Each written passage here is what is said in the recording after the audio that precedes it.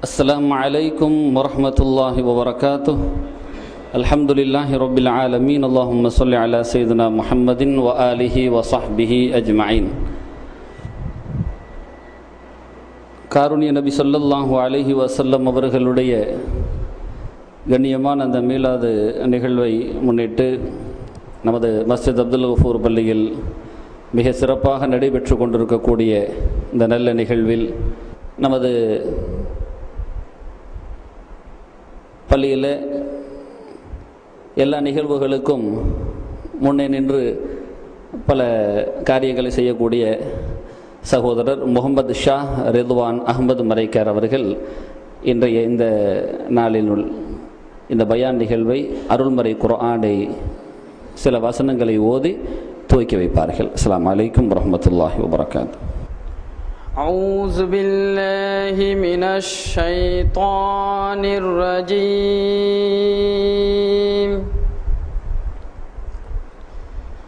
بسم الله الرحمن الرحيم.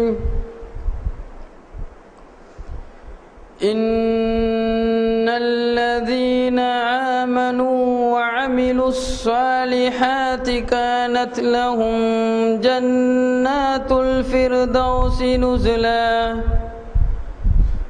خالدين فيها لا يبغون عنها هولا قل لو كان البحر مدادا لكلمات ربي لنفد البحر قبل أن تنفد كلمات ربي ولو جئنا بمثله مددا قل إنما أنا بشر مثلكم يوحى إلي أنما إلهكم إله واحد فمن كان يرجو لقاء ربه فليعمل عملا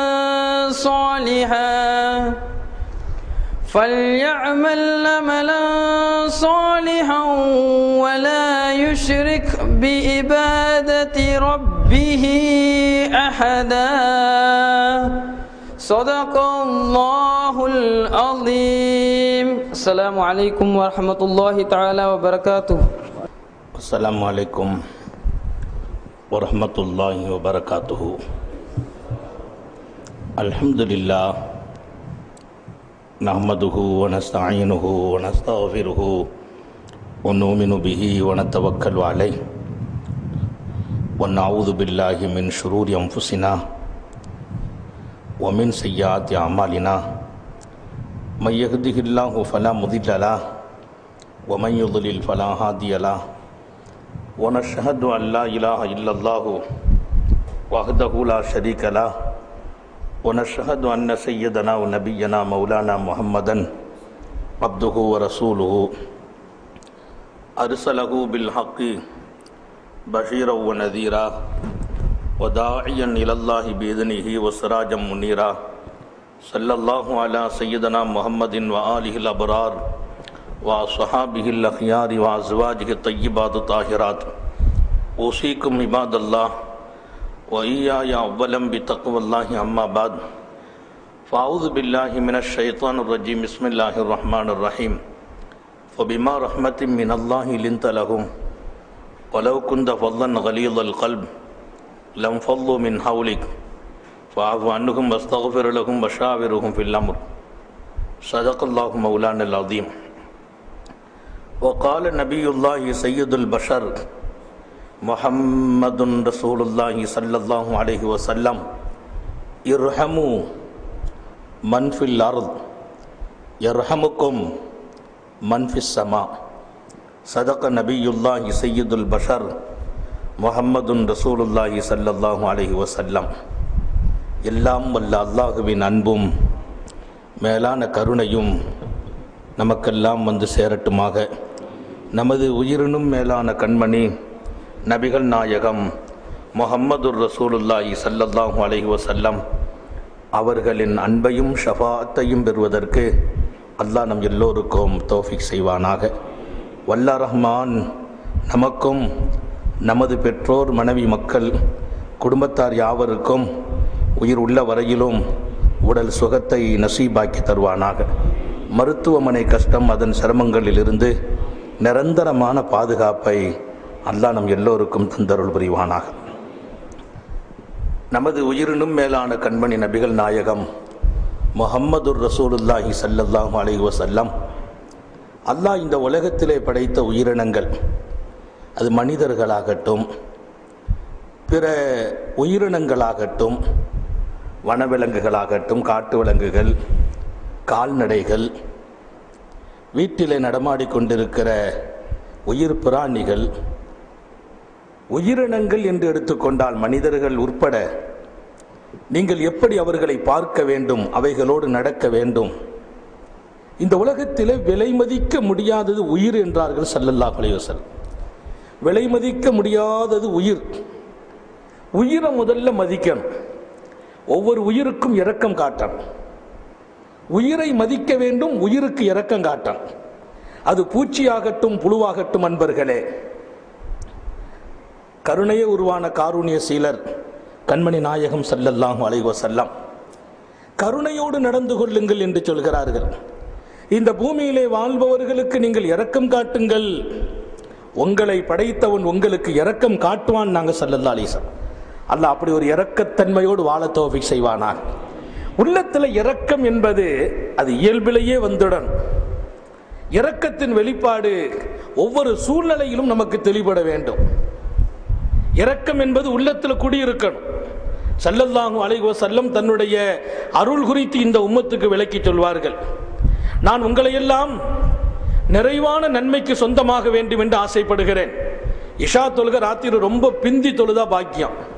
இஷா தொழுகை இருக்குத இரவில் ரொம்ப பிந்தி தொழுகிறது. ராத்திரி 1 மணிக்கு இஷா தொழுதா ரொம்ப பாக்கியம். எனக்கு ஒரு பிரியம் இருக்கிறது.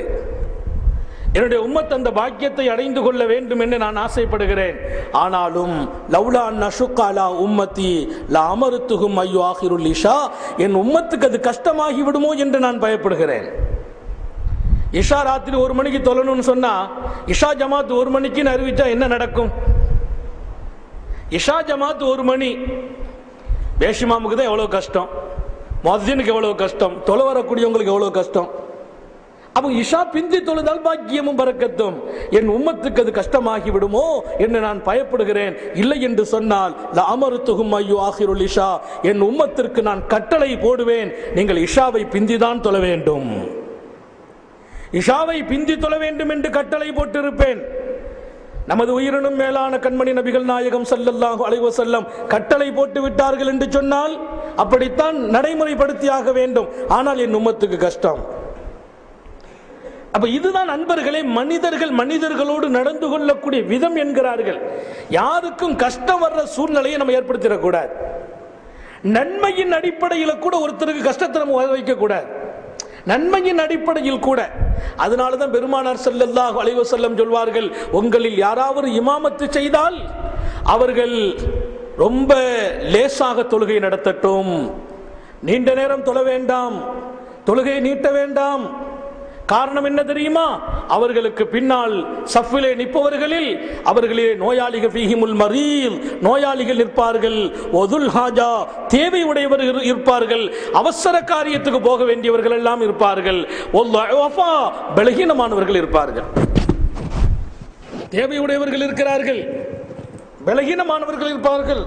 ஸல்லல்லாஹு அலைஹி வஸல்லம் சொன்னாங்க, நோயாளிகள் இருப்பார்கள், நீங்க நீண்ட நேரம் தொழாதீங்க, மக்களுக்கு கஷ்டத்தை கொடுக்க கூடாது. இப்ப தொழுகை நீட்டினா பாக்கியம் தானே, கூட 2 ஆயத்து ஓதுனா பாக்கியம் தானே. ஒரு எழுத்து ஒதுவோடு சொன்ன ஹதீஸ் ஷரீஃப்ல வரக்கூடிய பல ஹதீஸுகளை வைத்து மொத்த தொகுப்புல ஒதுவோடு ஒரு எழுத்த ஒருத்தர் சொன்னாரு.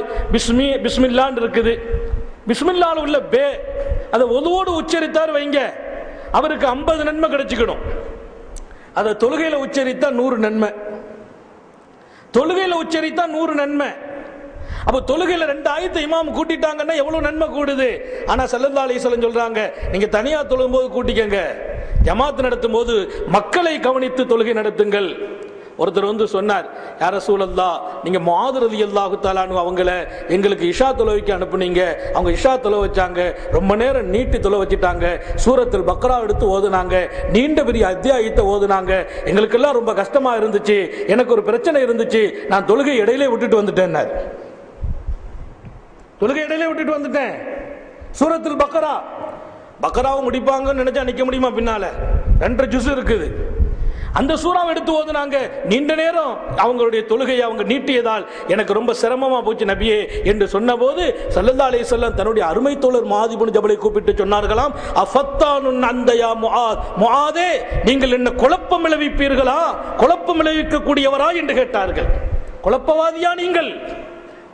உம்மத் எவ்வளவு பலகீனமானவர்கள், அவர்களின் நிலையறிந்து நீங்கள் தொழுகையில் கூட நடந்து கொள்ளுங்கள். மொத்தத்தில் டோட்டல் நபியினுடைய குறிக்கோள் என்ன தெரியுமா? இந்த சமூகத்தில் வாழும் மனிதர்கள் எந்த கஷ்டமும் வர்ற மாதிரி நீங்க நடக்க கூடாது. தொழுகையில் கூட அவர்களுக்கு கஷ்டத்தை கொடுத்து விடாதீர்கள். பயான் செய்யணும், சலிப்பு வரும் அளவில் செய்து விடாதீர்கள். 2 பேரை பிடிச்சி யமன் நாட்டுக்கு அனுப்பி வச்சாங்க ஸல்லல்லாஹு அலைஹி வஸல்லம். முஆத் இப்னு ஜபலை யமனுக்கு அனுப்பி வைக்கிறாங்க, அபூ மூஸா அஷ்அரியை பிடிச்சி அனுப்புறாங்க யமனுக்கு. 2 பேருக்கு அறிவுரை சொன்னாங்களாம், பஷ்ஷிரா வலா துஅஸ்ஸிரா. பஷ்ஷிரா ரசூல் சொல்றாங்க, யஸ்ஸிரா வலா துஅஸ்ஸிரா, பஷ்ஷிரா வலா துனஃபிரா. மக்களுக்கு நீங்கள் உங்க 2 பேரை அந்த நாட்டினுடைய கவர்னர்களாக அனுப்புறேன். யமன் நாட்டில் 2 மாகாணம், 2 மாகாணத்துக்கு 2 கவர்னர் நபி அவங்க நியமனம் செய்யறாங்க. ஒன்னு அபூ மூஸா அஷ்அரி, இன்னொன்னு முஆத் இப்னு ஜபல். 2 பேருக்கும் கவர்னரா போறவங்களுக்கு ரசூல் ஸல்லல்லாஹு அலைஹி வஸல்லம் அட்வைஸ் எப்படி பண்றாங்க? யஸ்ஸிரா வலா துஅஸ்ஸிரா.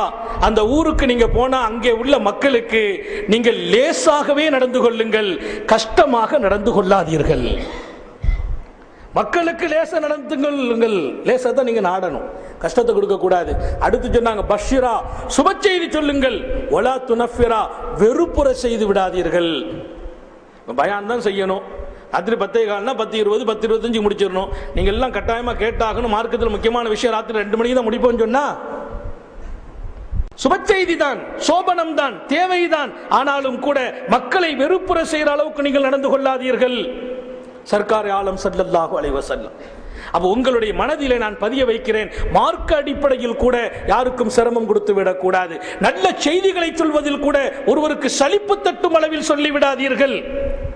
அறிவுரையை கூட அவசியத்திற்கு ஏற்ப சொல்லுங்கள். தொழுகையை கூட நிற்பவர்களை கவனித்து தொழுகை நடத்துங்கள் என்று சொன்னவர்கள் எங்கள் நாயகம் ஸல்லல்லாஹு அலைஹி வஸல்லம். லௌலா நஷுக் அலா உம்மதி லஅமர்துஹும் பிஸ்ஸிவாக் இந்த குல்லி ஸலாத். மிஸ்வாக் செய்யறதுல நிறைய பரக்கத் இருக்குது. ஹதீஸ்ல நிறைய செய்தியை சொல்லிட்டு சொன்னாங்க. அதனுடைய கடைசி பரக்கத்து என்ன தெரியுமா? ஒருத்தர் மௌத்தாகும் போகும்போது அல்லாஹு தஆலா ஈமானோடு மௌத்தை கொடுப்பானா. அல்லாஹ் நம்ம எல்லாருக்கும் தௌஃபீக் செய்வானாக. மிஸ்வாக்கு செய்யறதுல நிறைய பரக்கத். மிஸ்வாக்குங்கிறது அந்த குச்சியை வச்சும் செய்யலாம், வேற எந்த பொருளிலும் செய்யலாம். முதல்ல வந்து ஒது செய்யற போது பல் துலக்கிறது. ரசூல் ஸல்லல்லாஹு அலைஹி வஸல்லம் வச்சிருந்த அதே குச்சியை வச்சு செய்தா இன்னும் கொஞ்சம் ஆக்கது, ரொம்ப பெரிய சுன்னத், உறுதியான சுன்னத். அப்ப மிஸ்வாக்கு குச்சியை வச்சு நீங்க பல் துலக்குவதை நான் பிரியப்படுறேன். இது உங்களுக்கு கஷ்டம் இல்லை என்று சொன்னால் 5 வேளை தொழுகைக்கும் வரும்போது இதை நான் கடமை என்று சொல்லியிருப்பேன். லௌலா அன்னஷுக் அலா உம்மதி லஅமர்துஹும் பிஸ்ஸிவாக் இந்த குல்லி ஸலாத்துனாங்க. ஒவ்வொரு தொழுகையிலையும் மிஸ்வாக் செய்துட்டு தொழுவுங்க என்று நான் கட்டளை போடுவேன், கடமை என்று சொல்லியிருப்பேன். ஆனா என் உம்மத்துக்கு அது கஷ்டமாயிடும். அப்ப மிஸ்வாக் செய்யல, அவங்க குற்றவாளி ஆகிடுவாங்க. அப்ப பாருங்க, மார்க்கத்தை கூட இந்த உம்மத்துக்கு கொண்டு தருவதிலே கஷ்டத்தை கொடுத்துடக்கூடாது. உங்களுடைய மனதில் பதிய வைப்பேன், மனிதர்களோடு உயிரினங்களோடு நாம் எப்படி நடக்க வேண்டும்? கருணையின் வெளிப்பாடாக, அன்பின் வெளிப்பாடாக. யாரையும் திட்டக்கூடாது, நம்ம பெத்த பிள்ளைய கூட திட்டக்கூடாது. பிள்ளைகள் விஷயத்தில் ஸல்லல்லாஹு அலைஹி வஸல்லம் ஒரு செய்தி சொன்னாங்க, நீங்கள் கருணை உள்ள தந்தையாக வாழுங்கள், கண்டிப்பு நிறைந்த தந்தையாக வாழுங்கள். கருணையும் கண்டிப்பும் உள்ள தந்தையாக. இன்னைக்கு ஒண்ணு முழுக்க முழுக்க இரக்கம் காட்டி கருணை காட்டி பிள்ளைங்க லைஃப் வம்பா போயிருது, ஒரேடியா கண்டிக்கிறாங்க. அந்த பிள்ளைங்களும் பெற்றோர்களுக்கு வெறுப்புடையவங்களா ஆயிடுறாங்க. கருணையும் கண்டிப்பும் உள்ள தகப்பனாக வாழுங்கள். அல்லாஹ் நம்மை அப்படி வாழ தௌஃபீக் செய்வானாக. உங்க பிள்ளைங்க நல்லா வளருவாங்கன்னாங்க. பிள்ளைங்களை கண்டிக்க வேண்டிய இடத்துல கண்டியுங்கள், கருணை காட்ட வேண்டிய இடத்துல கருணை காட்டணும். அப்ப பிள்ளைங்க விஷயத்துல ஒரு தகப்பன்ட்ட கண்டிப்பும் இருக்கணும், கருணையும் இருக்கணும். எந்த குடும்பத்தில எல்லாம் பெற்றோர்கள் பிள்ளையை ரொம்ப லூசா விட்டுட்டாங்க, கேட்டதையெல்லாம் வாங்கி கொடுத்தாங்க, சின்ன வயசுலேயே செல்போனை கையில் கொடுத்துட்டாங்க, அதுலயும் குறிப்பா பெண் பிள்ளை கையில செல்போனை கொடுத்துட்டாங்க.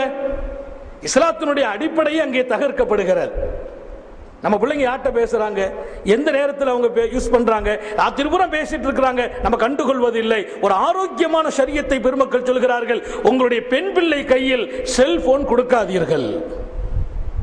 உங்க பிள்ளைங்களுடைய எதிர்காலத்தை பாதுகாக்கணும், ஷரியத்தினுடைய நிழலில் உங்க பிள்ளைங்க வாழணும். அல்லாஹ் தௌஃபீக் செய்வானாக. உங்களுக்கும் நான் நினைவு பதிவு வைக்கிறேன், அது கொடுக்க கூடாது, பிள்ளைங்க கெட்டு போயிடுவாங்க. அப்ப கண்டிப்பும் கருணையும் உள்ள தந்தையாக வாழுங்கள்.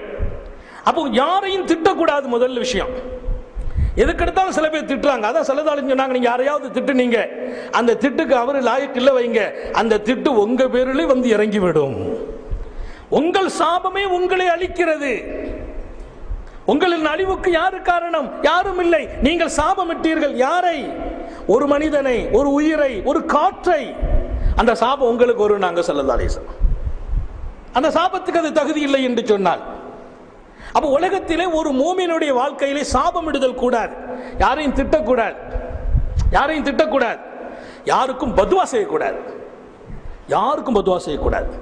கெட்ட பதுவா, நீ அப்படி ஆயிடுவே, நீ இப்படி ஆயிடுவே. அதில் குறிப்பா பெண்கள்கிட்ட சொல்லி வைக்கணும். எதுக்கெடுத்தாலும் பதுவா செய்யற பழக்கம் சில பேர் அதை நடைமுறையா வச்சுக்கிறாங்க. நீ எங்கிட்ட இப்படி நடந்து இல்ல, உன் எதிர்காலம் இப்படிதான் இருக்கும் சொல்லாதீர்கள். உங்க பதுவா உங்க பிள்ளைங்க பழிச்சிட்டு உங்க பிள்ளைங்க எதிர்காலம் பாழா போனதற்கு பெற்றோர்களே நீங்கள் தான் அந்த குற்றவாளிகள். தாய் தகப்பன் சொல்ற சில வார்த்தை இருக்க, அது கபூல் ஆயிடும், நம்ம பிள்ளைங்க நஷ்டமா போயிடுவாங்க. நம்ம கோபத்தில் திட்டினோம், அந்த பிள்ளைய கோபத்தில் திட்டினோம், கோபத்தில் பத்வா செய்தோம், பாவம் வாழ்க்கை எதிர்காலம் கேள்விக்குறியாக ஆக்குனதற்கு நாம பின்னால கண்ணீர் வடிக்கிறோம், துவா செய்யறோம். அல்லாஹ் சொல்றான், எப்ப அவன் வம்பா போனதற்கும் மட்டமா போனதற்கும் இழிந்து போனதற்கும் அன்னைக்கு நீ செய்த துவாவை நான் கபூல் செய்துட்டேங்கிறான்.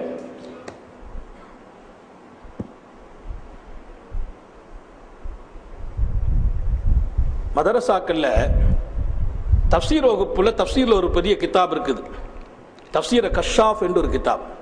இமாம் ஜமக்ஷரி என்று ஒரு பெரியவர் அதை எழுதினாங்க. அவங்க ஒரு பெரிய மாமேதை. அந்த தஃப்சீருக்கு பாருங்க, ஆழம் கண்ட தஃப்சீர்.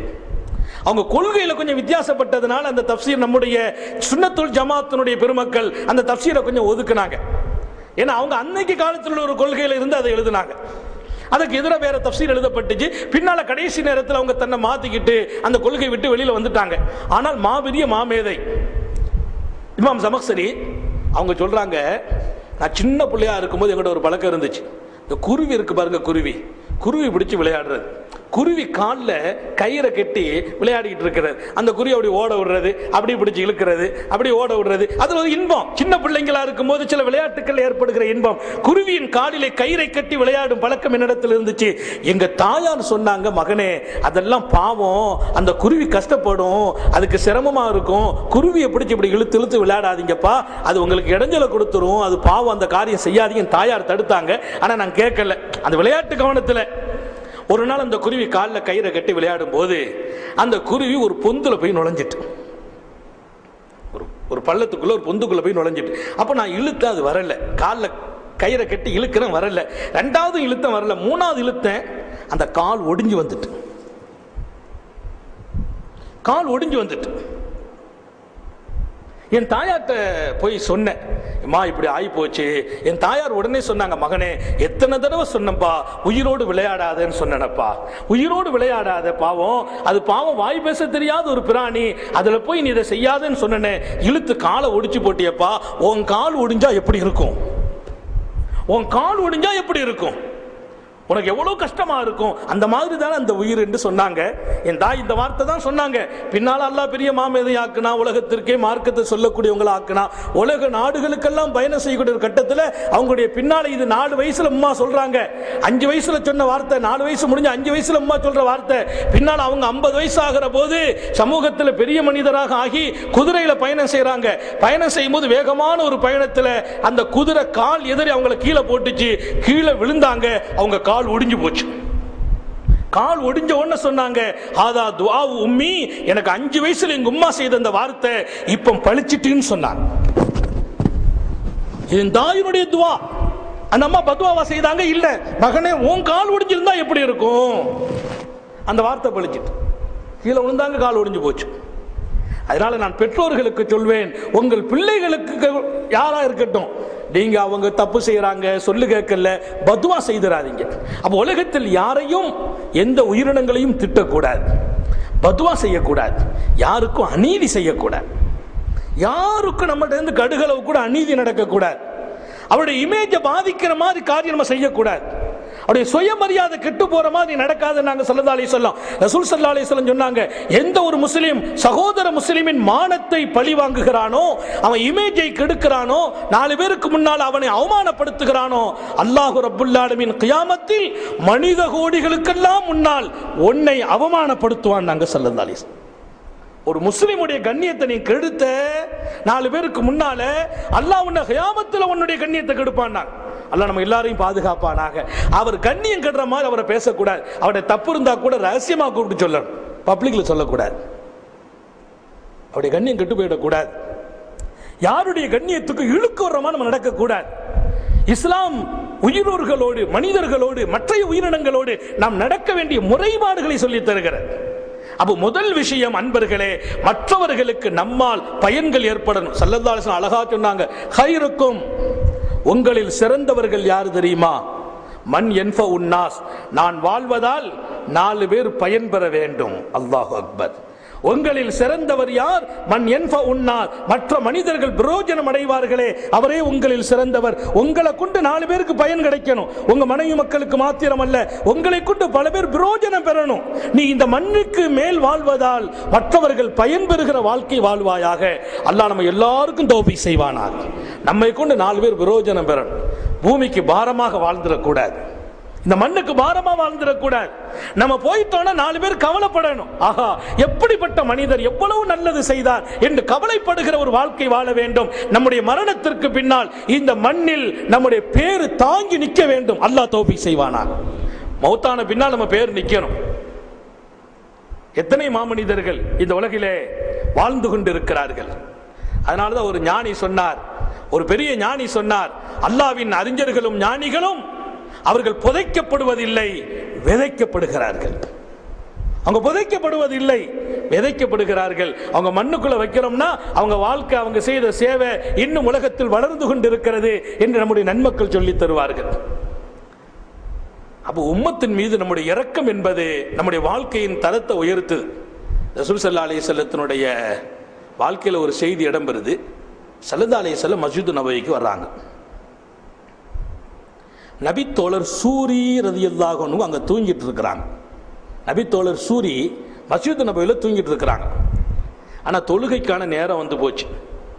தொழுகைக்கு நேரம் வந்துச்சு. இப்போ ஹஜ்ரத் சூரியை எழுப்பி விடணும். பெருமானார் ஸல்லல்லாஹு அலைஹி வஸல்லம் அவங்கள எழுப்பல. எந்த ஒரு காரியத்தை நபி போய் முன்னின்று செய்யக்கூடியவங்க. இப்போ ஹஜ்ரத் அலி ரலியல்லாஹு அன்ஹு கூப்பிட்டு சொன்னாங்களா, ஐகிலுஹு யா அலி, அலி அவர்களே அவளை எழுப்பி விடுங்க, தொழுகைக்கு நேரம் வந்துச்சுன்னாங்க. ஹஜ்ரத் அலியை கூப்பிட்டு சொன்னாங்க, அவங்களை எழுப்பி விடுங்க, தொழுகைக்கு நேரம் வந்துச்சுன்னு சொன்னாங்க. ஹஜ்ரத் அலிக்கு கொஞ்சம் தயக்கம். ரசூல் ஸல்லல்லாஹு அலைஹி வஸல்லம் எந்த நல்ல காரியமா இருந்தாலும் அவங்க தான் முதல்ல செய்வாங்க.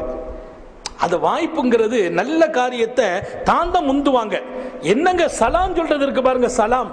பெருமானார் ஸல்லல்லாஹு அலைஹி வஸல்லம் அவர்களுக்கு நாங்க சலாம் சொல்ல ஆசைப்பட்டு இருக்கிறோம், ஆனா எங்களுக்கு பதில் சொல்ற வாய்ப்பை தான் நபி கொடுத்தாங்க. பதில் சொல்ற வாய்ப்பை தான் கொடுத்தாங்க. அப்படின்னா என்ன, அவங்க முந்தி சலாம் சொல்லிடுவாங்க. சின்ன பிள்ளைங்க சொல்றாங்க, ரசூல் ஸல்லல்லாஹு அலைஹி வஸல்லம் நாங்கள் எல்லாம் கூட்டமா நிப்போம், நபி வர்றாங்க சலாம் சொல்லணும்னு நினைப்போம், ஸல்லல்லாஹு அலைஹி வஸல்லம் முதல்ல எங்களுக்கு சலாம் சொல்லிடுவாங்க. சின்ன பிள்ளைகளுக்கு எத்தனை பெரிய ஒரு வாழ்க்கை. இப்ப நம்மில் பல பேர் கூட இன்னைக்கு சலாம் சொல்றது இல்லை. அவர் சொல்லட்டுமே, இவர் பதில் சொல்ற கேந்திரம் தான். வாலைக்கும் சலாம், வாலைக்கும் சலாம் மட்டும் சொல்லுவார். யாராச்சும் சலாம் சொல்லணும். சர்க்கார் ஆலம் ஸல்லல்லாஹு அலைஹி வஸல்லம் பதில் சொல்கிற வாய்ப்பை எங்களுக்கு கொடுத்தார்களே தவிர சலாம் சொல்கிற வாய்ப்பை கொடுப்பதில்லை. காரணம், முந்திக் கொள்வார்கள். ஒரு வாழ்க்கை, அதெல்லாம் நபி அவங்கள்ட்ட இருந்து நாம கற்றுக்கொள்ள வேண்டிய வாழ்க்கை. மற்ற சகோதரர்களோடு நாம இறங்கி போகிற ஒரு வாழ்க்கை, மற்றவர்களோடு நாம சாதாரணமாக நம்மை ஆக்கிக் கொள்கிற ஒரு வாழ்க்கை. நமக்கென்று ஒரு இமேஜ் இருக்குது, அது அல்லாஹ்ட்ட தான் இருக்கணும். மக்கள் பார்வையில நம்ம லேசாயிடும், நம்மளை பெரிய ஆளை நினைக்கவே கூடாது. அப்பதான் இந்த மாதிரியான காரியங்கள் நமது வாழ்க்கையிலே பிரதிபலிக்கும். அன்பர்களே, நமது வாழ்க்கையிலே பொங்கும்.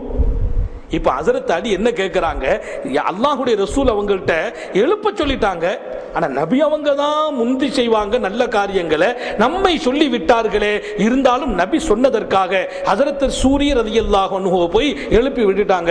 எழுப்பி விட்டு நபியின் சொல்லுக்கு கட்டுப்பட்ட பின்னால் நபிட்ட கேட்டாங்க, லிமாதா அமர்த்தனி யா ரசூலல்லாஹ் நூகிலா, அவர்களை எழுப்ப வேண்டும் என்று தாங்கள் எனக்கு கட்டளையிட்டீர்களே அல்லாஹ்வின் ரசூல் அவர்களே, காரணத்தை நான் தெரிந்து கொள்ளலாமா என்று கேட்டார்கள். பள்ளிவாசல்ல ஒருத்தர் தொழுகைக்கு எழுப்பி விட்டா பாக்கியம் இல்லையா? தூங்குறவரை தொழுகைக்கு எழுப்பி விடுறது பாக்கியம் தானே, பார்த்து எழுப்பணும். அவர் கொஞ்சம் அசந்து படுத்தாருன்னா கோபத்தில் அவர் ஏதாவது செய்திடக்கூடாது இல்லையா? சர்க்கார் ஆலம் ஸல்லல்லாஹு அலைஹி வஸல்லம் ஹஜ்ரத் அலி எழுப்ப சொல்லிட்டாங்க, எழுப்பியாச்சு, அவங்க எஞ்சிட்டாங்க, தொழுகைக்கு முடிஞ்சு போச்சு.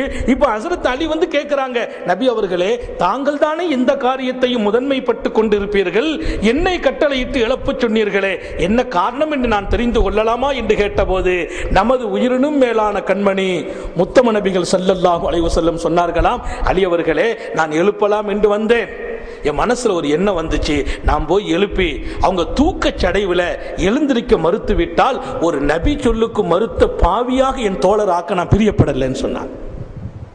தூக்கத்தில் அவங்க எழுந்திருக்க மறுத்துட்டாங்க வைங்க, அவங்க நபி சொல்ல மீறின பாவி ஆயிடுவாங்க, என் சஹாபிய பாவியாக்கணும், அல்லாட்ட அவங்க பாவியாகிறது நான் பிரியப்படல, எனவேதான் என் சொல்ல மறுக்க மாட்டாங்க. தூக்கச்சடைவு, தூக்கத்தில் என்ன நடக்கும் அவருக்கு தெரியாது, போங்கண்டா. அப்ப தூக்கச்சடைவில் அவர் ஏதாவது ஒரு வார்த்தை சொல்லிவிடக் கூடாது, அதனால் என் தோழரை குற்றவாளியாக ஆக்க நான் பிரியப்படல, உங்களை எழுப்ப சொன்னேன் என்கிறார்கள் ஏந்தல் நபிகள் ஸல்லல்லாஹு அலைஹி வஸல்லம்.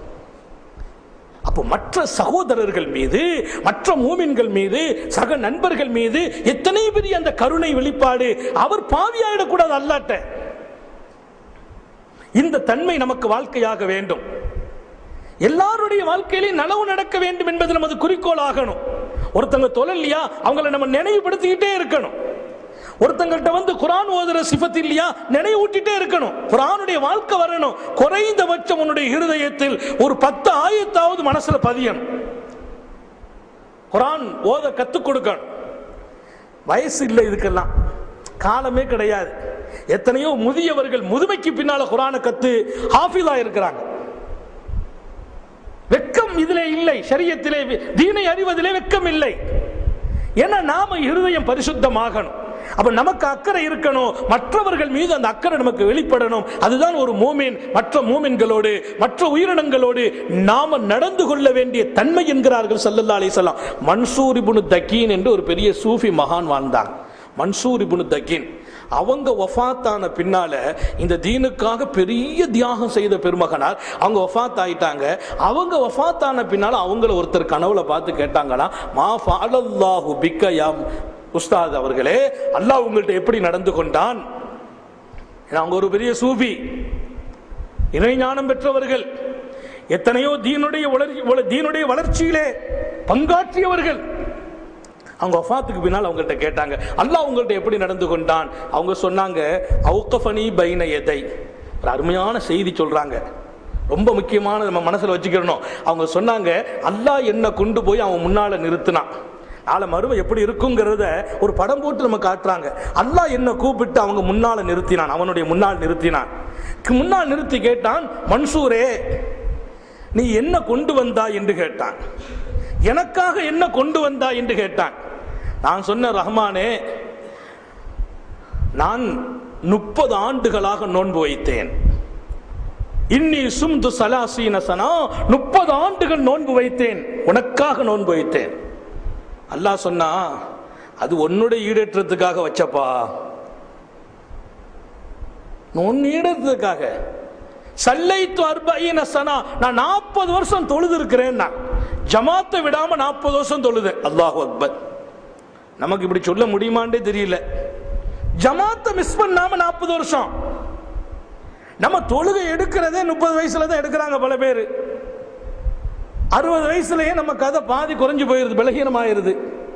அதனால முக்கியமான நம்முடைய காலம் வாலிபத்திலேயே நம்ம தீனுடையவங்கள ஆயிரணும். எனக்கு இங்க ரொம்ப சந்தோஷம், இளைஞர்கள் நிறைய இருக்கிறீங்க, மார்க்கப்பற்றோடு இருக்கிறீங்க. அல்லாஹ் உங்களுடைய எதிர்காலத்தை பிரகாசமாக்கி வைப்பானாக. வாலிபத்தை தீனிலே செலவழியுங்கள். வாலிபத்தை தீனிலே செலவழியுங்கள். வாலிபம் எத்தனையோ சிந்தனைக்கு சொந்தமானது. அந்த வாலிபம் அல்லாஹ்வின் நினைவிலும் தீனுடைய பற்றிலும் இருந்து விடும் என்று சொன்னால் அல்லாஹு அக்பர். எங்கள் நாயகம் ஸல்லல்லாஹு அலைஹி வஸல்லம் அழகாக சொன்னார்கள், ஷபாபக கபுல ஹரமிக், உன் வயோதிகம் ஒரு காலம் இருக்கிறது, அதற்கு முன்னால் உன் வாலிபத்தை நீ பாக்கியமாக எடுத்துக்கொள். வயசான பின்னால நம்ம நிக்கணும்னு நினைச்சா முடியாது, நம்ம ஓதணும் நினைப்ப முடியாது, தொழணும் நினைப்ப முடியாது, நீண்ட நேரம் நிக்கணும்னு நினைப்போம், குர்ஆன் ஓதிக்கொண்டு வாய்ப்பு இருக்காது. ஒரு அறிஞர் அழகாக சொன்னார், வயோதிகம் என்பது வியாதிகளின் துறைமுகம். வயோதிகம் என்பது வியாதிகளின் துறைமுகம். எல்லா நோயும் வரும் அந்த காலம். அப்ப இருக்கிற வாலிபத்தை தக்க வைக்கணும். ஆரோக்கியமா இருக்கும் போதே நோய் வர்றதுக்கு முந்தி நம்ம நிறைய செயல்பாட்டில் இருக்கணும். அல்லாஹ் நம்ம எல்லாருக்கும் தௌஃபீக் செய்வானாக. அதனால் நாங்கள் நிறைய இளைஞர்களை பார்க்கிறேன், உண்மையிலேயே மனப்பூர்வமாக துஆ செய்கிறேன், அல்லாஹ் உங்களுடைய எதிர்காலம் உங்களுக்கு நின்று துலங்க தௌஃபீக் செய்வானாக. நம்முடைய இங்கே இருக்கிற முதியவர்களுக்கும் அல்லாஹ் ரப்புல் ஆலமீன் இந்த காலத்தை அவனுக்கு பிரியமாக ஆக்கிக் கொள்வதற்கு கிருபை செய்வானாக. அப்போ மன்சூர் இப்னு தக்கின்னு சொன்னாங்க, 30 வருஷம் நோன்பு வச்சிருக்கேன். அல்லாஹ் சொன்னா அது உன்னுடைய ஈடேற்றத்துக்கு வச்சப்பா. 40 வருஷமா தக்பீர் தஹரீமா விடாம ஜமாத்தோடு தொழுது இருக்கிறேன். அல்லாஹ் சொன்னா அது உன்னுடைய கடமை. தொழுக கடமை. கடமை விட முடியுமா? 40 வருஷமா சாப்பிட்டேன்னு சொல்ல முடியுமா? 40 வருஷமா நான் சாப்பிட்டேன், 40 வருஷமா வாக்கிங் போனேன், 40 வருஷமா சுயதேவ பூர்த்தி செய்யணும், அது செய்தான் ஆகணும். 40 வருஷம் தொழுகைங்கிறது உன் கடமை. அல்லாஹ் ரப்புல் ஆலமீனே 30 ஆண்டு காலம் இந்த தீனுடைய வளர்ச்சிக்காக வேண்டி எத்தனையோ போர்க்களத்தில் கலந்து கொண்டேன், போர்க்களத்திலே கலந்து கொண்டேன். அதுவும் நீ அந்த போர்க்களத்தில் உனக்கு நிறைய பரக்கத்துகள் கிடைச்சிருக்கு, அந்த போர்க்களத்தை கொண்டு உன்னுடைய வாழ்க்கையில நிறைய அந்தஸ்துகள் உயர்த்தப்பட்டிருக்கிறது. எனக்கு என்னப்பா கொண்டு வந்தேன்? கடைசியா சொன்னாங்க, 40,000 திர்ஹத்தை நான் தர்மம் செய்திருக்கிறேன். 40,000 திர்ஹத்தை தர்மம் செய்திருக்கிறேன். அல்லாஹ் சொன்னா அதுக்குரிய நன்மை நான் எழுதிட்டேன். பார்த்தாங்க, முடிவு பண்ணிட்டேன், இனிமே ஒன்றும் கிடையாது, இனிமே ஒன்றும் இல்லை, ஜீரோ. பின்ன நீ என்ன முடிவு செய்தாலும் ஏத்துக்கிறம்பா, என்கிட்ட வேற ஒன்றும் இல்லை. அல்லாஹ் சொன்னா எனக்கு நீ என்ன கொண்டு வந்த, எனக்காக என்ன கொண்டு வந்தீர்கள் ரஹ்மானே, இதுக்கு மேல என்கிட்ட வேற ஒன்றும் இல்லை. 40,000 தர்மம், 40,000 திர்ஹம், 30 வருஷம் உன்னுடைய பாதையில போர் செய்திருக்கிறேன், 30 வருஷம் நோன்பு வச்சிருக்கிறேன், 40 வருஷம் தக்பீர் தஹரீமோடு தொழுதேன். இது எல்லாத்துக்கும் நீ விளக்கம் சொல்லிட்ட. நீ அர்ஹமுர் ராஹிமீன், கிருபையாளனுக்கெல்லாம் கிருபையாளன், நீ என்ன சொன்னாலும் சரிதான், இனிமே என்கிட்ட வேற ஒன்றும் இல்லை ரஹ்மானே. நான் முடிவு செய்த, நாம நஷ்டமாயிட்டோம். அல்லாஹ் சொன்னா உன் போன்றவர்களை நான் நஷ்டமாக்குவதில்லை. அல்லாஹு அக்பர். அவன் எத்தனை பெரிய கிருபையாளன். அவனுடைய கிருபையும் கருணையும் ஒரு வினாடி நம்மை விட்டும் தொலைந்து விடும் என்று சொன்னால் நம்ம வாழ்க்கை எங்க இருக்க போகுது? ஒரு வினாடி. இந்த பூமி எப்படி இருக்கும், இந்த வானம் எப்படி இருக்கும், பறக்கும் இந்த உலகில், எத்தனை நெருக்கடியான இந்த உலகில், வேகமான ஓட்டங்களுக்கு மத்தியிலே எவ்வளவு போக்குவரத்துகள், எவ்வளவு நெரிசல்கள், இதில் அல்லாஹ்வுடைய நேரடி பாதுகாப்பு அத்தனையும் அதற்கதிர் உரிய பாதைகளில் அல்லாஹ் செயல்பட வைத்துக் கொண்டிருக்கிறான். ஒரு நொடி அந்த ரஹமத்து அல்லாஹ்வுடைய கருணை நீங்கிட்டுன்னு சொன்னா ஒண்ணுக்கு ஒண்ணு மோதலானா என்ன நடக்கும் உலகம்? நமக்கு பார்வைக்கே படல. அவனுடைய ரஹமத்தை அவன் நடத்திக்கிட்டே இருக்கான், அவன் கருணையை வெளிப்படுத்திக்கிட்டே இருக்கான். அவங்க சொன்னான், ரஹ்மான் ரப்புல் ஆலமீன் உன் போன்றவர்களை நான் நஷ்டமாக்குவதில்லை. இப்னு தக்கீனே, இப்னு தக்கீன், இப்னு தக்கீனே, உன் போன்றவர்களை நான் நஷ்டமாக்குவதில்லை, என்னிடத்து நஷ்டமாக மாட்டார்கள். உனக்கு ஞாபகம் இருக்கிறதா, அன்றொரு நாள் உன்னுடைய கூட்டத்தார்களோடு நீங்கள் வந்தீர்கள். அவங்க ஒரு பெரிய வலியுல்லா, பெரிய மகான் சூஃபி, நிறைய பேர் அவங்க பின்னால வந்தாங்க, அவங்க முரீதுகள், அவங்கள்ட்ட பையத்து பெற்றவங்க, அவங்களுடைய தொடர்புல இருந்தவங்க, அவங்கள்ட்ட வாழ்க்கையை படித்துக் கொண்ட பெருமக்கள் பின்னால வர்றாங்க. அவங்க சொல்றான், அல்லாஹு தாலா அன்றொரு நாள் உங்களுடைய கூட்டத்தோடு நீங்கள் வந்தீர்கள், வரும்போது வரும் வழியில் ஒரு வாழை தோல் கிடந்தது, பழத்தோல் ஒன்று கிடந்தது. அதை பார்த்து நீங்கள் நினைத்தீர்கள், யாஹா நடு ரோட்ல இந்த தோலை போட்டுட்டாங்களே, யாராவது கால் பட்டு மிதிப்பட்டு யாராவது ஒருத்தர் கீழே விழுந்து கஷ்டப்பட்டுருவாங்களே என்று என் அடியார்கள் யாரும் விழுந்து விடக்கூடாது என்ற அந்த இரக்கம் உங்கள் கல்வில் வந்தது. உங்க பின்னால் உள்ள உங்களுக்கெல்லாம் அவங்கள்ட்ட நீங்க சொன்னாலே கட்டுப்படக்கூடிய கூட்டம், நீங்க சொல்லல, நீங்களே குனிந்து அந்த தோலை எடுத்து அப்புறப்படுத்தி நீங்க பாருங்க. அந்த நேரத்தில் உங்களை நான் புரிந்து கொண்டேன், முடிவு செய்தேன், உங்களுக்கு என் பொருத்தத்தையும் சொர்க்கத்தையும் தர முடிவு செய்தேன். நான் உங்களை என்னுடைய கருணை பார்வை கொண்டு பார்த்த நேரம், ஒவ்வொரு அடியானையும் அல்லாஹு தஆலா அவனுடைய திருப்திக்கு தேர்ந்தெடுக்கிற நேரம் ஒரு வினாடி, கோல்டு வினாடி. அதான் கோல்டு வினாடி. அந்த நொடி, எந்த நொடி நான் உங்களை தேர்ந்தெடுத்தேன் தெரியுமா? மிகப்பெரிய கூட்டம் உங்க பின்னால் வருகிறது. நம்முடைய இமேஜ் என்ன, நம்முடைய மரியாதை என்ன, நம்மை அவங்க எப்படி மதிக்கிறாங்க, நாம குனிஞ்சு எடுக்கலாமா என்றெல்லாம் இல்லாமல், என் அடியார்கள் யாராவது கீழே விழுந்து விடுவார்களோ, அவர்கள் அடிபட்டு விடுவார்களோ, முதியவர்கள் விழுந்து எலும்பு முறிந்து போய்விடுமோ என்ற இரக்கம் உங்கள் கல்வில் வந்து குனிந்த அந்த வாழைப்பழ தோலை எடுத்து அப்புறப்படுத்தினீர்களே, அந்த நேரம் நான் உங்களை அருள் பார்வை பார்த்தேன், என் திருப்தியையும் கொடுத்தேன், சொர்க்கத்தையும் தீர்மானித்தேன். எங்கே அல்லாஹ்வின் அருள், கருணையே எந்த உள்ளம் குடியாக கொண்டிருக்குமோ அந்த உள்ளத்தில் அவன் இருக்கிறான். மற்றவர்கள் மீது நமது இரக்கம் என்னைக்கெல்லாம் வெளிப்படுகிறதோ அந்த நேரம் அவன் நம்மை பார்க்கிற பரக்கத்தான நேரம். அன்பர்களே, நம்மை அவன் பார்க்கிற பரக்கத்தான நேரம். அப்ப இப்படிப்பட்ட அல்லாஹ் இருக்கிற போது நாம மற்றவர்களை அநீதி பார்வை பார்த்தால், மற்றவர்களுக்கு தீங்கிழைக்கிற பார்வை பார்த்தால், மற்றவர்களை சபிக்கும் காரியத்தில் நாம் ஈடுபட்டால் நம்முடைய நிலை என்ன இருக்க முடியும் என்பதை மட்டும் உங்கள் கவனத்தில் விட்டு விடுவேன். பூமா நபிகள் ஸல்லல்லாஹு அலைஹி வஸல்லம் அனைத்து மனிதர்களுக்கும் நீ இரக்கம் காட்டு, அனைத்து மனிதர்களின் வாழ்விலும் நலவை நீ நாடு என்று சொன்னதோடு உயிர்களுக்கு கூட இரக்கம் காட்ட வேண்டும். உயிரினங்கள், ஆடாகட்டும், மாடாகட்டும், எறும்புகளாகட்டும், எறும்புகள் ரசூல் ஸல்லல்லாஹு அலைஹி சொன்னாங்க, பொந்துகளிலே நீங்கள் சிறுநீர் கழிக்காதீர்கள். பொந்துகளிலே சில இடத்துல பார்த்தீங்கன்னா நம்ம பகுதிகளில் மண் புத்துகள் இருக்கும். நம்ம பகுதிகளில் இங்கெல்லாம் உள்ள சூழ்நிலை வேற. சாதாரணமாக எறும்பு பாலைவனத்தில் போனீங்கன்னா புத்து இருக்கும். அந்த பாலைவனங்களிலே நீங்கள் துவாரங்கள், பூமியிலே இருக்கிற புத்துகளில், ஓட்டைகளிலே சிறுநீர் கழிக்காதீர்கள். ஏனென்று சொன்னால் அங்கே எறும்புகள் வசிக்கிறார்கள். உங்கள் சிறுநீரால் அந்த எறும்புகள் அவதிப்படுவார்கள். நீங்கள் சிறுநீர் கழிக்காதீர்கள்.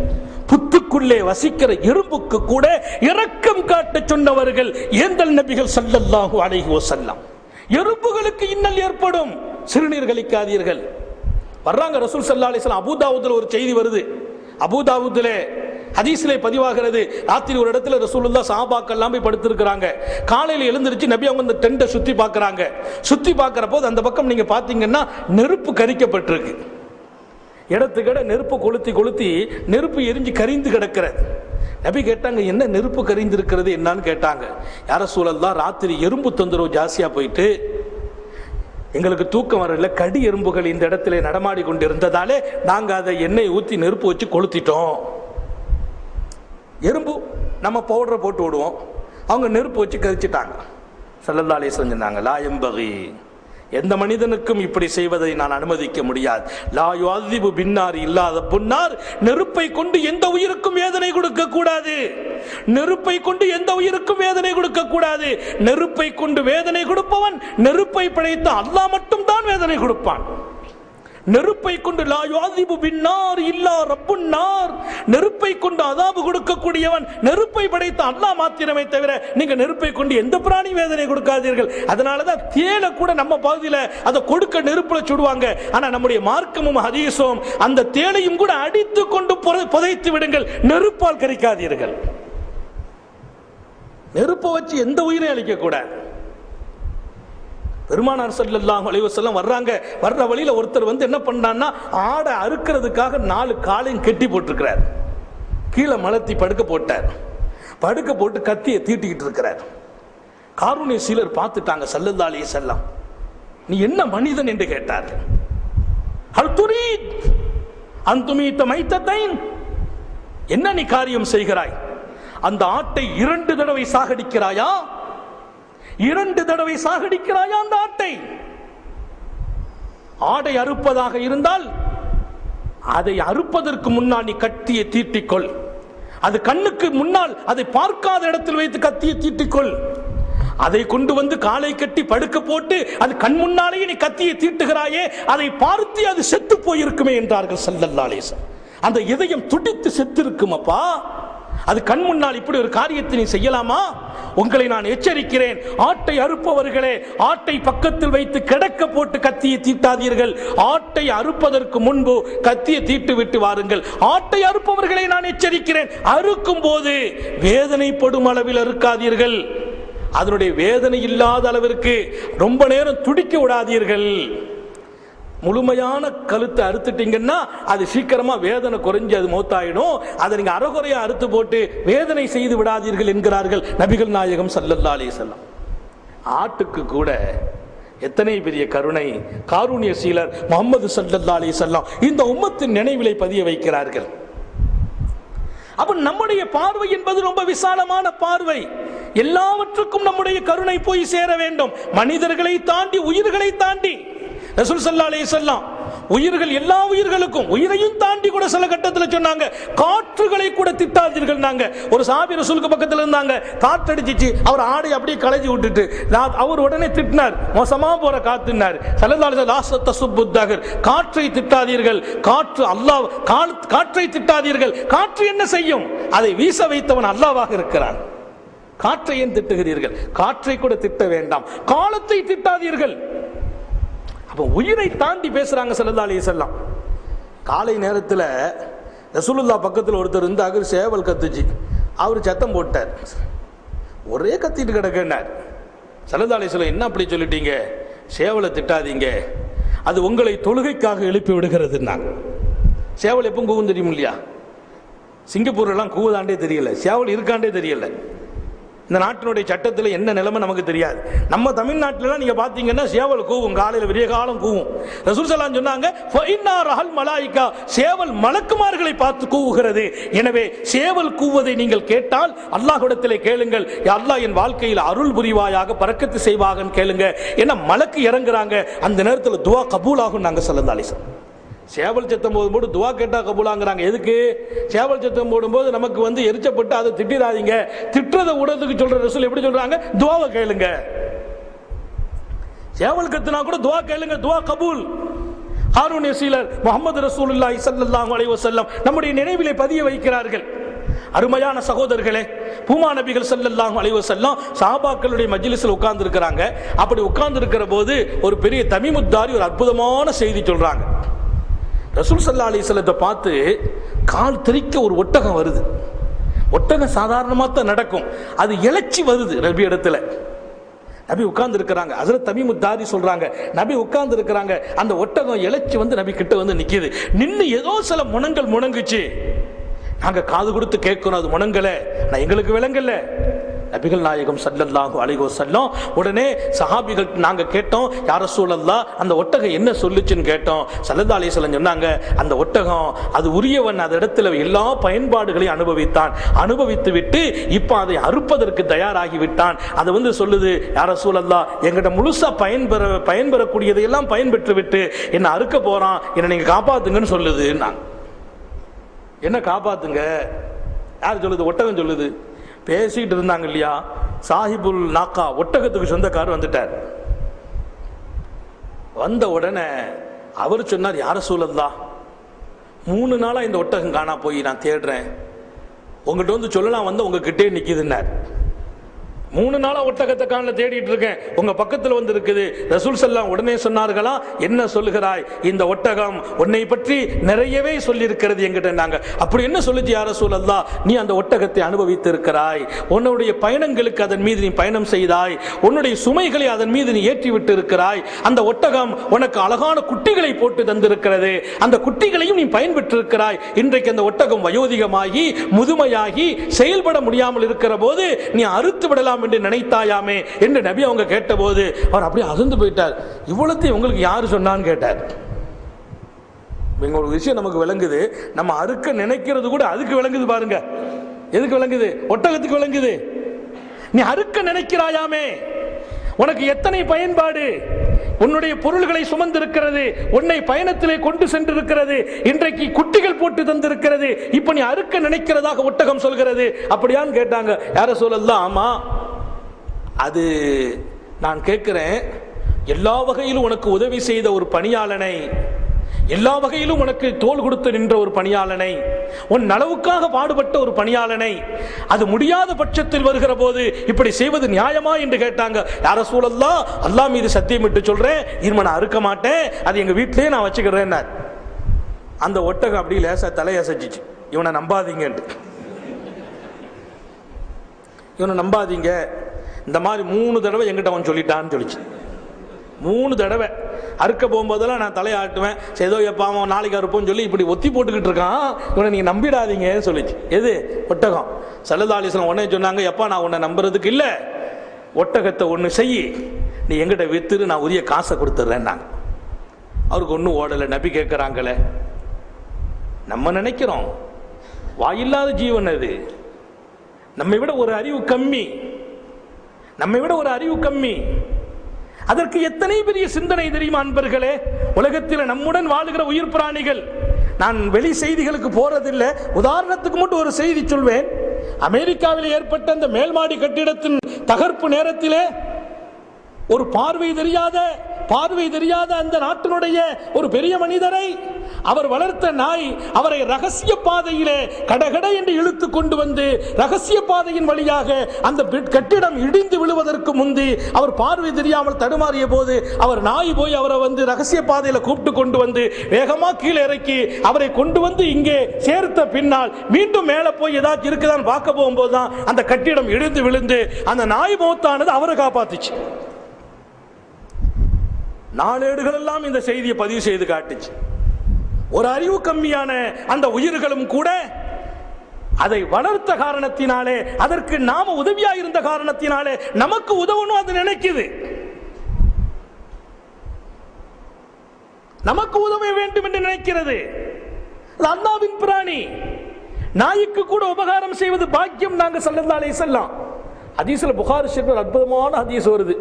புகாரி ஷரீஃப்ல ஸல்லல்லாஹு அலைஹி வஸல்லம் ஒரு பாவி, ரொம்ப மோசமான ஒரு மனிதர், அவர் ஒரு பாதை வழியா போனாரு, அவருக்கு தாகம் வந்துச்சு, தண்ணி குடிக்க அங்குமிங்கும் பார்க்கிறார், தண்ணி கிடைக்கல, ஒரு கிணற பார்த்தார், அந்த கிணற்றை பார்த்த உடனே தாகம் தணியணும்னு ஆசைப்பட்டார், ஆனால் கயிறும் இல்லை வாளியும் இல்லை, கயிறும் இல்லை வாளியும் இல்லை. உடனே கிணற்றை பார்த்து விட்டு கிணற்றுக்குள்ளே இறங்கினார், இறங்கி தாகம் தீர தண்ணீர் குடித்தார். அவர் ஒரு பாவிதான், அல்லாஹ்வுக்கு மாறு செய்த ஒரு மனிதர். தாகம் தீர தண்ணீர் குடித்தார். தண்ணீர் குடித்து விட்டு அவர் மேலே ஏறி விட்டார். ஏறி வந்து பார்த்தார், இதன் கல்புன் யாக்குலு ஸரா, அந்த கிணற்றடி ஓரத்திலே ஒரு நாய் நின்று தாகத்துக்காக தன் நாக்கை நீட்டி நீட்டி அங்கே கிடக்கின்ற ஈர மண்களில் தன் நாவை தடவி கொண்டிருந்தது. அங்கே கிடந்த ஈர மண்ணில் தன் நாவை தடவி கொண்டிருந்தது. இப்போது இவர் யோசிக்கிறார், ஆஹா, எனக்கு ஏற்பட்ட தாகம் அல்லவா இந்த நாய்க்கும் ஏற்பட்டிருக்கிறது, எனக்கு ஏற்பட்ட தாகம் அல்லவா இந்த நாய்க்கும் ஏற்பட்டிருக்கிறது. இந்த நாய் என்னை போல் கீழே இறங்கி குடித்து ஏற முடியாது, நான் இறங்க சக்தி பெற்றேன், இறங்கினேன், குடித்தேன், அதற்கு இறங்கவும் முடியாது ஏறவும் முடியாது என்று மீண்டும் அவர் இறங்கி தன் காலிலே கிடந்த கால் மோஜாவை கலட்டி, கையிலே கால் மோஜாவை கலட்டி கீழே இறங்கி அதிலே கால் மோஜா, அந்த காலத்துல எல்லாம் தோல் மோஜா இருக்கும், 1 லிட்டர் தண்ணி புள்ள பிடிச்சிக்கலாம், தோல் ஓர காலில் போட்டிருப்பாங்க, அந்த கால் மோஜாவை கலட்டி அதிலே தண்ணீரை நெப்பி தன் வாயில் அதை கடித்துக் கொண்டு கையால் அந்த கிணற்றை பிடித்து மேலே ஏறி வந்து அந்த நாயின் வாயில் அந்த தண்ணீரை கொடுத்தார். தண்ணீரை குடித்த நாய் வாலாட்டி நன்றி சொன்னது. இந்த நேரத்தில் அல்லாஹ் அந்த அடியானை கருணையோடு பார்த்து ஃபகஃபர லஹு, அவன் இத்தனை காலம் செய்த பாவத்தை எல்லாம் அல்லாஹ் மன்னித்து விட்டான். மன்னித்தது மாத்திரமல்ல, அல்லாஹு அக்பர், நபி அவங்க சொன்ன அந்த வார்த்தை எனக்கு இனிக்கிறது, எனக்கு இனிக்கிறது, கேட்கிற போதெல்லாம் என் இருதயம் மகிழ்ச்சி அடைகிறது. ஃபஷக்கர லஹு, அல்லாஹ் அந்த அடியானை பார்த்து அவனுக்கு என்னுடைய நன்றி உண்டாகட்டும் என்று சொன்னான். அல்லாஹ் நன்றி சொன்னான். சுப்ஹானல்லாஹ். அவன் காலமெல்லாம் செய்த பாவத்தை மன்னித்தான். ஒரு நாய், என்னுடைய உயிர் பிராணி, அது தாகத்தில் தவித்த போது, குடிக்க தண்ணி இல்லாமல் ஈரமண்ணின் நாவை தடவிய போது அதற்கு இறங்கி தண்ணீர் கொடுத்தாயே, உன் பாவத்தை மன்னித்து விட்டேன், உனக்கு நான் நன்றி சொல்கிறேன் என்று அல்லாஹ்வே நன்றி சொன்னான். நம்ம ஆடையில நாய் பட்டுட்டா 7 தடவை கழுகணும். நாய் நஜிசு, நாயை தொடுவது நஜிசு, நாயை தொடுறது நஜிசு, நாய் பட்டா கழுகணும், அதுல எல்லாம் மாத்தம் இல்ல. நாய்க்கு உதவி செய்தாலும் பாக்கியசாலினி, நாயின் மீதும் இரக்கம் உனக்கு வர வேண்டும். ஒரு நாய் குளிரிலே துடிக்கிறதா, நீ ஆடையை போட்டு அதன் மீது குளிரை தணித்தால் நீ அல்லாஹ்விடத்தில் சொர்க்கவாசி, நீ அல்லாஹ்விடத்தில் சொர்க்கவாசி. சாந்த நபிகள் ஸல்லல்லாஹு அலைஹி வஸல்லம் சொல்லி தருவார்கள். அப்ப நாய்க்கும் கூட இரக்கம். உடனே சஹாபிகள் இந்த செய்தியை சொன்ன உடனே கேட்டாங்க, இன்னலனா ஃபில் பஹாயிமி அஜ்ரன் யா ரசூலல்லாஹ், அல்லாஹ்வுடைய ரசூல் அவர்களே, இப்படிப்பட்ட மிருகங்களுக்குமா நாங்கள் உபகாரம் செய்தால் அல்லாஹ் கூலி கொடுப்பான் என்று கேட்டபோது எங்கள் நாயகம் ஸல்லல்லாஹு அலைஹி வஸல்லம், அதில் என்ன சந்தேகம், அல்லாஹ் கட்டாயமாக நிரப்பமான கூலி ஒவ்வொரு உயிர்களுக்கும் நீங்கள் உபகாரம் செய்கிற போதெல்லாம் கொடுக்கிறான்.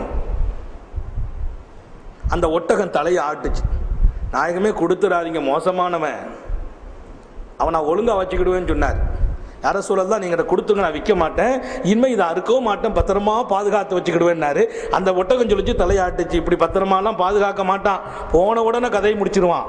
அப்போ ரசூல் ஸல்லல்லாஹு அலைஹி வஸல்லம், எப்பா நான் காசு கொடுக்க எங்கட கொடுத்துறேன்னாங்க. அவர் யோசிக்கிறார், நபிட்ட காசு நபிட்ட இல்லைன்னு சொல்ல முடியாது, நபி கேட்டாங்களே 100 திர்ஹம் நான் கொடுக்குறேன்ட்டாங்க. நபி அவங்களே கரைன்னு சொல்லிட்டாங்க, கையில கொடுத்துட்டார். கொடுத்த உடனே அவன் அந்த குடும்பத்துக்காரனை அனுப்பி வச்சுட்டாங்க ரசூலுல்லாஹ். இப்போ அந்த ஒட்டகம் மகிழ்ச்சியா சந்தோஷமா நபி இடத்துல நின்ன போது ரசூல் சொன்னாங்களாம், ஐயுஹல் பைர் யா அய்யத்துஹல் பைர், நபி கூப்பிடுறாங்க, ஒட்டகமே, அந்தி ஹுர்ருன் லிவஜ்ஹில்லாஹ், அல்லாஹ்வுக்காக உன்னை நான் உரிமை விட்டு விட்டேன். மனுஷனை தாங்க உரிமை விடுறது, மனுஷனை உரிமை விடுறது. மாநபி ஸல்லல்லாஹு அலைஹி வஸல்லம் இந்த உலகிலே வாழ்கிற உயிரினத்துக்கு கூட உரிமை கொடுக்கிறார்கள். ஒட்டகமே, நீ ஒரு வீட்டில் கட்டுக்குள் கிடந்தாய், ஒரு 4 சன்னலுக்குள் உன்னை போடப்பட்டிருந்துச்சு, வேலிக்குள் உன்னை அடைத்திருந்தார்கள், இன்றைக்கு உன்னை நான் அவனிடத்திலிருந்து விலை கொடுத்து வாங்கி உன்னை உரிமை விட்டு விட்டேன், நீ சுதந்திரமா எங்கும் போ என்றார்கள். அந்த ஒட்டகம் சொன்னது, நான் எங்கே போவேன் நபியே, உங்களை விட்டு விட்டு எங்கே போவேன் தாகா நபியே, ஜஸாக்கல்லாஹு மின்னில் ஹைரா. நபி சொன்ன வார்த்தை, ஹதீஸ்ல பதிவாகிற வார்த்தை, சும்மா கூடுதலா நாங்க சொல்றதுல எல்லாமே ஹதீஸ். ஜஸாக்கல்லாஹு மின்னி ஹைரா அனில் இஸ்லாமி ஒல் குர்ஆன், இஸ்லாத்தையும் குர்ஆனையும் நீங்கள் கொண்டு வந்து தந்தீர்களே, அல்லாஹ் எனக்கு நீங்கள் உபகாரம் செய்ததற்காக உங்களுக்கு நல்ல கூலி நசீபாக்கி தருவானாக. யார் சொல்றா? ஒட்டகம். ரசூலுல்லாஹி ஸல்லல்லாஹு அலைஹி வஸல்லம் ஆமீன் சொன்னாங்க. ரெண்டாவது ஒட்டகம் அப்படியே தலையாட்டுச்சு, ஸல்லல்லாஹு அலைஹி வஸல்லம் ஆமீன் சொன்னாங்க. மூணாவது தலையாட்டுச்சு, ஆமீன் சொன்னாங்க. நாலாவது தலையாட்டுச்சு, ஃபபக்கா ரசூலுல்லாஹ், பூமா நபி ஸல்லல்லாஹு அலைஹி வஸல்லம் கண்ணீர் வடித்து அழுதார்கள். சஹாபாக்கள் கேட்கிறாங்க, யா ரசூலல்லாஹ், 3 தடவை ஆமீன் சொன்னீர்களே, அப்படி என்ன சொல்லிச்சு அந்த ஒட்டகம்? 4வது கண்ணீர் வடித்தீர்களே, என்ன நடந்துச்சு நபியே? ஒன்றும் புரியவில்லை என்ற போது முதலிலே சொன்னது அந்த ஒட்டகம், என்னை நீங்கள் உரிமை விட்டதற்காக அல்லாஹ் உங்களுக்கு கூலி தருவானாக என்றது. நான் ஆமீன் என்று சொன்னேன். 2வது அந்த ஒட்டகம் சொன்னது, சக்கனல்லாஹு உம்மத்தகா, சக்கனல்லாஹு உம்மத், சக்கனல்லாஹு உம்மத்தகா ரோபல் கியாமா. அல்லாஹு தஆலா சக்கனல்லாஹு ரோப உம்மத்திக யௌமல் கியாமா கமா சக்கந்தனி யா ரசூலல்லாஹ், ரோபி கமா சக்கந்த ரோபி யா ரசூலல்லாஹ். அல்லாஹ்வுடைய ரசூல் அவர்களே, நான் பயந்து பயந்து நடுங்கிக் கொண்டிருந்தேன். என் எஜமான் என்னை படுத்திய பாட்டின் காரணத்தினாலே என் எஜமானிடத்தில் நான் பயந்து நடுங்கிய போது எனக்கு பயத்தை விட்டும் தாங்கள் நிம்மதி கொடுத்தீர்களே, அதற்காக அல்லாஹ் கியாமத்து நாளில் உங்கள் உம்மத்து அல்லாஹ்வுக்கு முன்னால போய் என்ன நடக்குமோ என்ன நடக்குமோ, நான் என்ன அமல் செய்திருக்கிறேன், அல்லாஹ் என்னை எப்படி நடத்துவான் என்று கியாமத்திலே உங்கள் உம்மத் அல்லாஹ்வின் தர்பாரில் நடுநடுங்கிக் கொண்டிருப்பார்களே, அந்த நேரத்தில் எனக்கு நீங்கள் நிம்மதி அளித்ததற்காக அல்லாஹ் உங்க உம்மத்தின் பயத்தை கியாமத்தில் நிம்மதி அளிப்பானாக. உங்களுக்கு, எனக்கு, என் பிள்ளைக்கு, உங்க பிள்ளைக்கு அந்த ஒட்டகம் துவா செய்துச்சு. ஒரு அறிவு கம்மிதான். அல்லாஹ் அக்பர். நன்றி கடன் பட்டு விட்டேனே நாதர் நபி ஸல்லல்லாஹு அலைஹி வஸல்லம் அவர்களுக்கு. எனக்கு நீங்கள் நிம்மதியை கொடுத்தீர்களே நபியே, பயத்திலிருந்து உங்களுடைய உம்மத்தை அல்லாஹ் கியாமத்து நாளில் நடுநடுங்கிக் கொண்டிருப்பார்களே, அப்போது அவர்களுடைய உள்ளத்திற்கு அல்லாஹ் நிம்மதி வழங்குவானாக என்று 2வது துஆ செய்துச்சு. நான் ஆமீன் சொன்னேன். 3வது ஒரு துஆ செய்துச்சு அந்த ஒட்டகம், யா ரசூலல்லாஹ், அல்லாஹ்வுடைய ரசூல் அவர்களே, அல்லாஹ் ரப்புல் ஆலமீன் உங்களுடைய உம்மத்தை ஹக்கனல்லாஹு திமாஅ உம்மத்திக அன் அஅதாயித்தீன் கமா ஹக்கந்த திமாயி. அல்லாஹ்வுடைய ரசூல் அவர்களே, என்னுடைய இரத்தத்தை என் எஜமான் குடிக்க நினைத்த போது என் இரத்தத்தை நீங்க அவனிருந்து பாதுகாத்தீர்களே, அதுபோல உங்கள் உம்மத்தின் இரத்தத்தை குடிக்க துடிக்கிறார்களே இஸ்லாமிய எதிரிகள், உங்கள் உம்மத்தின் இரத்தத்தை குடிக்க துடிக்கிறார்களே இஸ்லாமிய எதிரிகள், அந்த எதிரிகளிடத்திலிருந்து கியாமத் வரைக்கும் உங்கள் உம்மத்தின் இரத்தத்தை அல்லாஹ் பாதுகாப்பானாக என்றது. நான் ஆமீன் சொன்னேன். ஏன் ரத்தம், என் சந்ததிகளின் ரத்தம், நம்முடைய ரத்தம், நம்முடைய சந்ததிகளின் ரத்தம் உலகம் உள்ள வரையிலும் கயவர்களின் சூழ்ச்சிக்கு அது சிந்தப்பட்டு விடக்கூடாது என்று அந்த ஒட்டகம் துவா கேட்டது. நான் ஆமீன் என்று சொன்னேன். 4வதாக அந்த ஒட்டகம் சொன்னது, யா ரசூலல்லாஹ் லா ஜஅலல்லாஹு பாசஹா பைனஹா, உங்க உம்மத்தினுடைய பிரச்சனைகளை, உங்க உம்மத்துக்கு மத்தியில் ஒருத்தர் அடித்து, ஒருத்தர் தாக்கி, ஒருத்தர் அழிச்சு மௌத்தாயிடக்கூடாது, அதாப் இறங்கிடக்கூடாதுன்னு அல்லாஹ்ட துவா கேட்டேன். அந்த உம்மத்து, அந்த ஒட்டகம் துவா செய்துச்சு. நான் கண்ணீர் விட்டு அழுதேன். ஏனென்று சொன்னால் அந்த விஷயத்தையெல்லாம் நானும் அல்லாஹ்ட்ட கேட்டேன், அல்லாஹ் தந்துட்டான். நான் இதையும் கேட்டேன், அல்லாஹ் என் உம்மத்து தங்களுக்கிடையே சண்டை போடக்கூடாது, ஒருத்தன் தாக்கக்கூடாது, ஒருத்தருக்கு எதிரியாகி ஒருத்தர் மேல ஒருத்தர் பழி சுமத்தி ஒருத்தர் அடித்து என் உம்மத்து தனக்கிடையே அழிந்து போக கூட நான் துவா கேட்டேன். அல்லாஹ் சொன்னா அது நடக்காது, உங்க உம்மத்து அவர்களுக்குள்ளே சண்டையிட்டு தான் ரத்தத்தை ஓட்டி தான் அழிவார்கள் என்று அல்லாஹ் சொன்னான். எதிரிகளால் இந்த உம்மத்துக்கு அதாபு வராது. ஜிப்ரீல் சொன்னார்கள், அல்லாஹ் சொன்னதாக அவர்களுக்குள்ளேயே அடித்துக் கொள்வார்கள். என் ஒட்டகம் துவா செய்துச்சு, அவர்களுக்கிடையே அழி வரக்கூடாது, ஒருத்தர் தாக்கி. நான் எப்படி ஆமீன் சொல்றது? ஜிப்ரீல் சொல்லிட்டாங்க, அல்லாஹ்வுடைய கலாகதிர் முடிஞ்சு போச்சு, ஒரு வாளால் ஒருத்தருக்கு ரத்தத்தை ஓட்டுவாங்க. என்ன நடக்குது? நமக்கு எதிரி யார்? எனக்கு தடை யார்? என் வளர்ச்சிக்கு தடை யார்? இன்னொரு சகோதர மூமினாக இருப்பான். அண்ணனுக்கும் தம்பிக்கும் சண்டை, குடும்பத்தில் தோழனுக்கும் சண்டை. எத்தனை உயிர்கள், எத்தனை முஸ்லிம்களின் உயிர்கள், எத்தனை முஸ்லிம்களால் இந்த மண்ணிலே போயிருக்கிறது, ரத்தங்கள் ஓட்டப்பட்டிருக்கிறது. அல்லாஹ் ரப்புல் ஆலமீன் கருணை உள்ள கல்பை நமக்கு நசீபாக்கி தருவானாக. மற்ற மனிதர்களை மதிக்க செய்வானாக, உயிர்களை மதிக்க செய்வானாக, உயிருக்கு உயிர் இரக்கம் காட்ட கிருபை காட்டுவானாக. எல்லோருக்கும் நான் அளவு செய்ய வேண்டுமே, அல்லாஹ் அருள் பாலிப்பானாக. நான் வாழ்வதால் 4 பேர் இல்லை, 4000 பேர் இல்லை, நாடே பயன்பெற வேண்டும். அல்லாஹ் கருணை காட்டுவானாக. எல்லோருக்கும் நலவு நடக்க நான் ஆசைப்பட வேண்டும். எல்லோருக்கும் என்னுடைய இரக்கம் வெளிப்பட வேண்டும். அன்புள்ளவனாக நான் வாழ வேண்டும். ஆட்டுக்கும் மாட்டுக்கும் கூட, எறும்புக்கும் கூட ஏந்தல் நபிகள் கருணை பார்வை கொண்டு பார்த்தார்களே, அந்த பார்வையை அல்லாஹ் என் பார்வைக்குள்ளும் ஒளிமயமாக்கி வைப்பானாக. நம்முடைய பார்வையிலும் அல்லாஹ் ஒளிமயமாக்குவானாக. நம் குடும்பத்திற்கும் அந்த பார்வை அல்லாஹ் நசீபாக்குவானாக. சோதனைகளை கடந்து வாழச் செய்வானாக. கஷ்டங்களை விட்டும் பாதுகாப்பானாக. நெருக்கடிகளிலிருந்து பாதுகாப்பானாக.